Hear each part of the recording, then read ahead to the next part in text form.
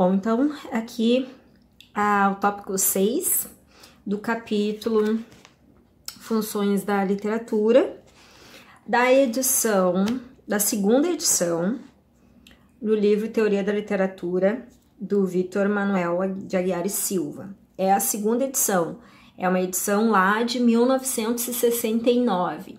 Não é a oitava edição, super moderna e com várias alterações, tá? Essa edição tem alguns capítulos que pretendo ler futuramente aqui pro canal, mas eu gosto muito desses capítulos dessa edição porque ele aborda muitas coisas que eu considero interessantes e fomentam muita discussão, muita reflexão, certo?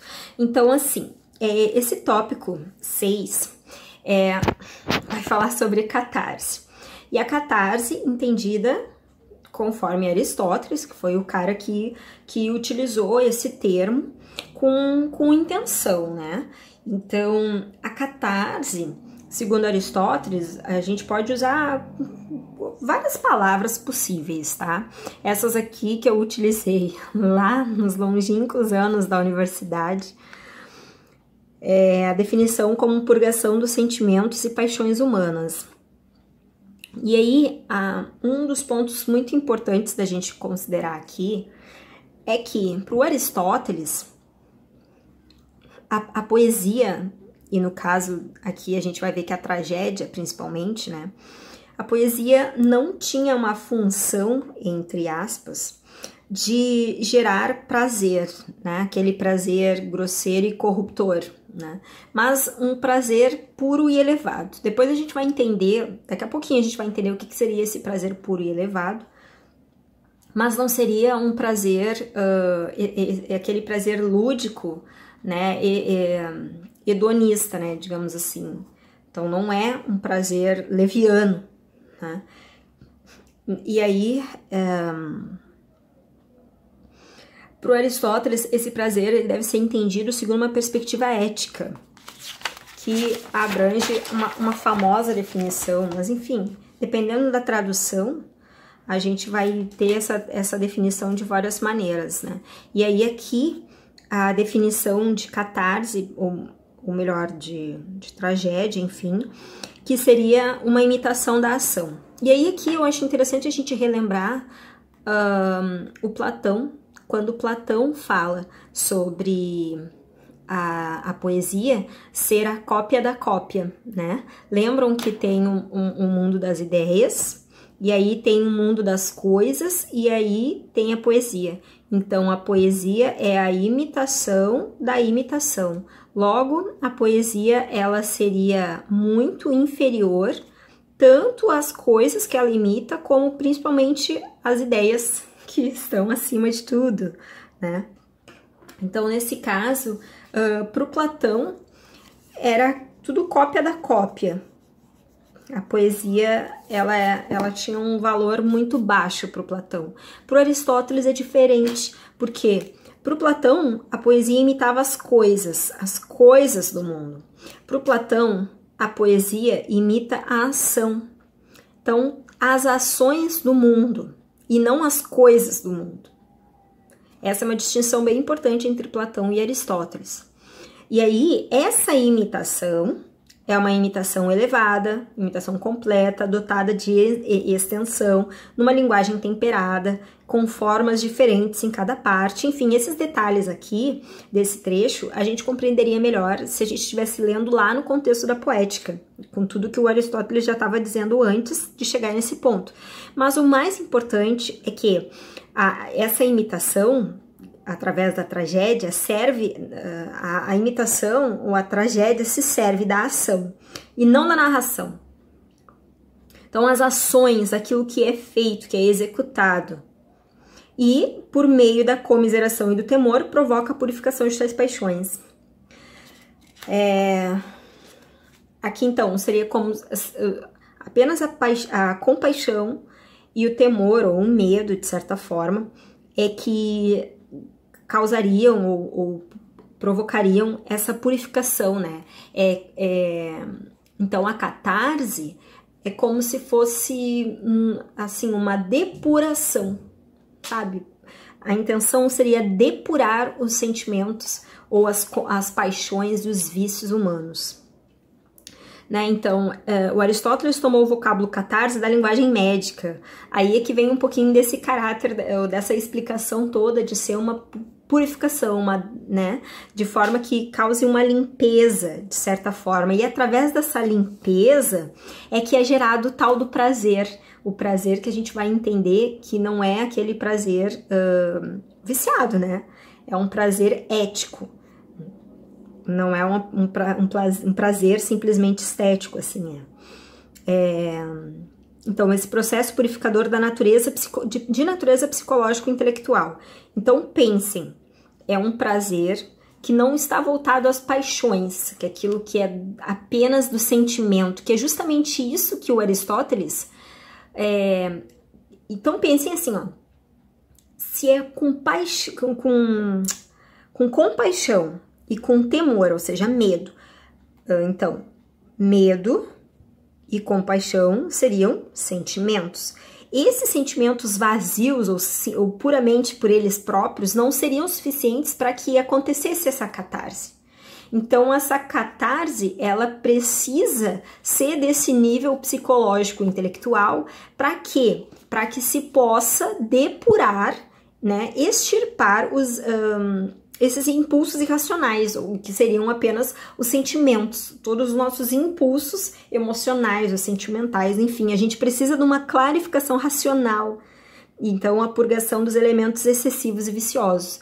Então, nesse sentido, é que a catarse, para o Aristóteles, exerce ou provoca ou gera um prazer final, que é um prazer racional, intelectual, no sentido de conseguir pensar e racionalizar as suas próprias paixões, os seus próprios vícios na vida que o sujeito, o telespectador, né, o leitor atualmente, né, vive na sua vida, na sua realidade, e eu imagino que esse prazer seja uma coisa muito parecida com um alívio, sabe, tipo, ainda bem que isso não acontece na minha vida, ainda bem que a minha vida não é assim. Ainda bem que eu não tenho esses problemas. Que alívio, sabe? É esse prazer ético, prazer intelectual e psicológico de a gente conseguir pensar a nossa própria existência e comparar com a existência do personagem, do vilão, né? Ou do herói, enfim, pra gente perceber assim, bom, eu estou vivendo de uma maneira, né? Ou seja, a gente, de certa forma, fazer uma reflexão da nossa própria existência. Eu interpreto dessa forma hoje, né? Então, para o Aristóteles, assistir a uma dor fictícia de outrem leva a um desafogo inócuo de paixões, como o temor e a piedade. Então, ou seja, tu desafoga isso. Tu libera, e eu acho que é isso, né? Tu libera esse peso do medo e da compaixão, da pena, da dó, e isso dá um alívio no sujeito, e nesse alívio que pode gerar esse prazer ético. E aí, dessa higiene homeopática, que talvez tenha realmente uma inspiração nessa linguagem médica, da alma humana resulta um prazer superior e benfazejo, né? Então seria como um efeito medicinal sobre a mente e a alma.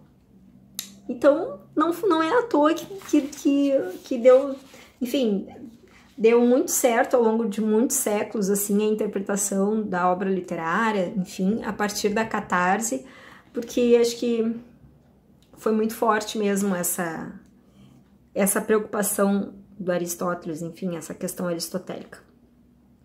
E então, bom, essa questão dos efeitos catárticos da literatura só voltou a interessar os espíritos muitos séculos após Aristóteles, quando no século XVI, depois da década de 30, né, naquele período em que findava o pleno Renascimento e se iniciava o Renascimento tardio, né, segundo a terminologia de Croce, né, a poética começou a solicitar a atenção dos estudiosos e a dar origem a um poderoso movimento de teorização literária.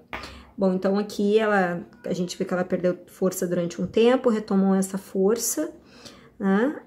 E nesse movimento, o problema da catarse e de suas implicações morais aparece como ponto fundamental de reflexão. E o texto da poética que trata da tragédia e dos seus efeitos catárticos é objeto de múltiplas e divergentes interpretações.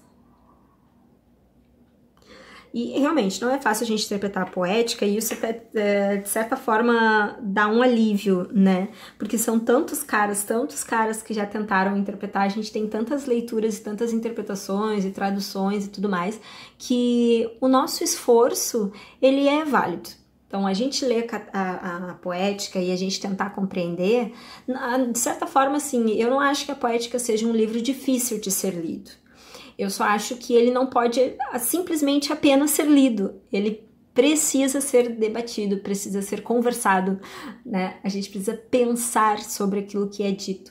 E a gente pode muito bem trazer a poética para os dias atuais e pensar a poética sobre obras que a gente tem hoje em dia, ou sei lá, obras mais contemporâneas, né? A gente pode analisar o teatro, né? Qualquer obra do teatro, sei lá, o Pagador de Promessas, né, do Dias Gomes. O que de repente tem de trágico nessa peça teatral que a gente pode ler conforme Aristóteles? É só aproximar, né? Vamos continuar aqui. Como observa um estudioso dessa questão, a literatura renascentista distanciara-se da realidade humana contemporânea, e as comédias, tragédias e poemas que proliferam na Itália durante as primeiras décadas do século XVI apresentam um conteúdo convencional e desligado da história do seu tempo. A literatura renascentista, afirma o mesmo autor,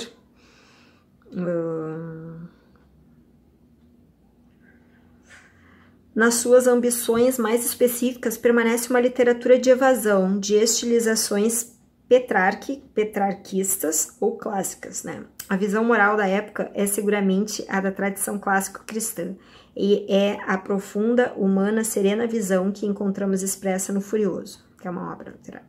Mas a literatura evita o compromisso com a história, com a realidade contemporânea, contenta-se com buscas formais e, em certo sentido, dá como resolvido o problema moral. Essa consciência tranquila, digamos, que considerava o problema moral como solucionado, não podia informar o período histórico que se inicia cerca de meados do século XV. Bom, neste amplo movimento de teorização literária que na segunda metade do século XV se desenvolveu em torno da poética, encontramos duas interpretações fundamentais no conceito de catarse. Bom, então tinha um conceito aristotélico e séculos depois, conceitos diferentes sobre a catarse. E aí tem duas atitudes mentais estéticas diferentes, uma interpretação moralística e uma interpretação mitridática.